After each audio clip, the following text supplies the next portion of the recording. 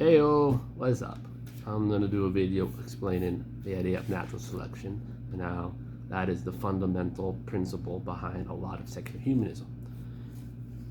Natural selection was popularized by Charles Darwin and is the idea that nature is basically a conflict of interest between two parties or various parties, and the winner is the person that brings progress to a system, right? So like in nature, he used it to explain how species progress, right? And Christians have rejected evolution because evolution doesn't really work, but they haven't completely rejected the idea of natural selection, right? And a lot of times we use these kind of ideas of natural selection to say natural selection could be something that we could consider a tool we could use within Christendom, right? Like we don't need to deny science, but so we can embrace the parts of science that are like Christian-y, and then we can go with that, right? But this is the fundamental idea of humanism: is that the world is in conflict. It's a conflict of interest, right? And that this conflict of interest becomes a winners and losers, right? So when you see this, what secular humanists have done with it is to say, okay, we have a conflict of interest, right? And then because natural law has no morality, so what we should do is society should come in, embrace the ideas of of natural selection, conflict of interest, and then we have to come in and we have to put in limits on natural selection, right? So that is basically why we get socialism. What we got here is people embrace the idea of natural selection, that the smarter, the stronger person is going to always win. So people come in and they said, okay, if the state is what is putting on morality, right? The state decides what is moral, what is not moral. And natural selection is just the fundamental basis of what is driving things forward. Then we have to put a limit on natural selection, right, for the good of society. That's like the people that they come in and say, okay, we can't let people be bullies, right? So if you're like a purely evolutionary natural selection person, you say, no, let them be bullies, because the stronger person will beat the other person and they'll be better, right? But then the socialists come in and say, no, because we don't want our children killing each other, right? Like we can't let our children be decided that way. So we got to come and put rules on this kind of stuff. So if you embrace the ideas of natural selection, eventually you get into socialism, right? Because they said the same thing happens with capitalism. A lot of Christian conservatives have embraced the idea of capitalism as like a natural selective process, right? The better businessman will beat the other guy, and then his business goes out and the other business goes up, and that's capitalism, right? And then socialists come and say that's not fair. The system is not 100% fair because maybe the other guy had a worse location, maybe he was a cool guy that is like a minority status, and because he didn't speak the language good enough or he didn't know enough, he was unfairly forced out. So they put on economic socialism, and they try to say, okay, we can't just have natural selection in the system, we need to have rules, regulations. And the rules and regulations are what the secular humanists think is like societal morality, right? We got to stop the pure natural animalistic forces, and we need to put in societal forces that are going to make the society better, right? So the state becomes the god, and they impose the morality or the rules, and then they become socialists, right? So the idea of Charles Darwin's natural selection, if you apply it, eventually you get into this like dog eat dog. And then the socialists come in and say, this is not right. We need some sort of systems or moral use, so they put in socialism, right? So what do we do? All right.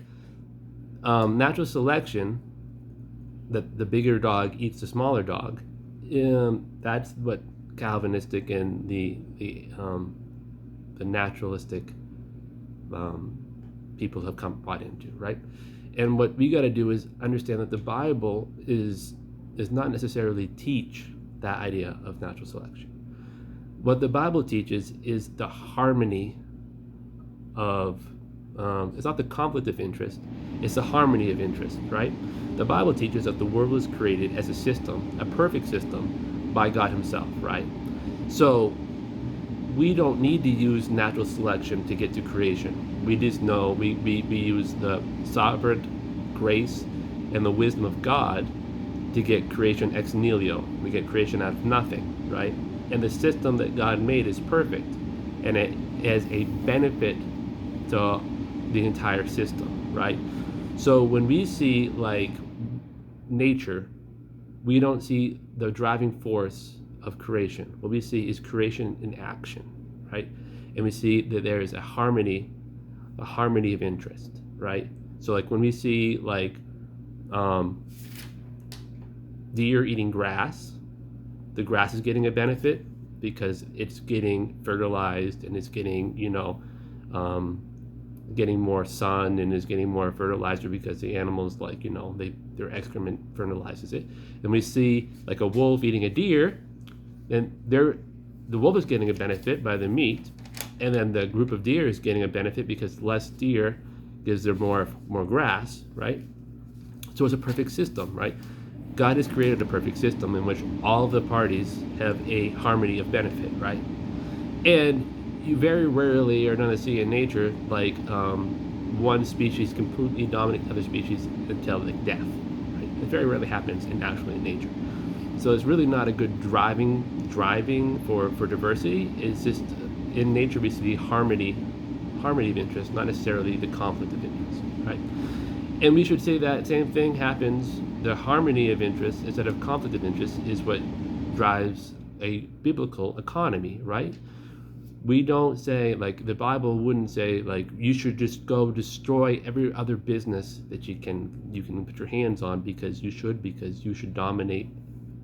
No, the Bible teaches the harmony of interest, right? So if I have 5,000 sheep and I don't have any fruit, I can sell my sheep to a person who has fruit, and then he gets meat and then I get fruit, right? It's supply and demand. It's a harmony of interest. It's not about dog eat dog. It's about the mutual survival of humanity, right? So we've got to make sure that the fundamental concept that we are basing upon our society, our churches, are thinking upon is not natural selection and the conflict of interest. It's the biblical idea of God as creator and the harmony of interest, right? Because otherwise, if we start from conflict of interest, eventually the secular humanists are going to come in and give us socialism, because they want to manipulate the idea of natural selection to say, well, if we leave natural selection unchecked, then we're just going to have genocide. We're going to have genocide, monopoly. All the corporations will come in and just be giant one corporation, one monopoly business. Okay, we have to get out of that. The root of this socialistic, crazy, secular humanistic government stuff is that we have embraced the idea of natural selection in a Darwinist sense. That's not right. You got to embrace the idea of the harmony of interest, the perfect system of God. It's biblical, it's right, and it's going to give us good biblical capitalism and good biblical government and good biblical societies, good biblical families. Think about it. Bye.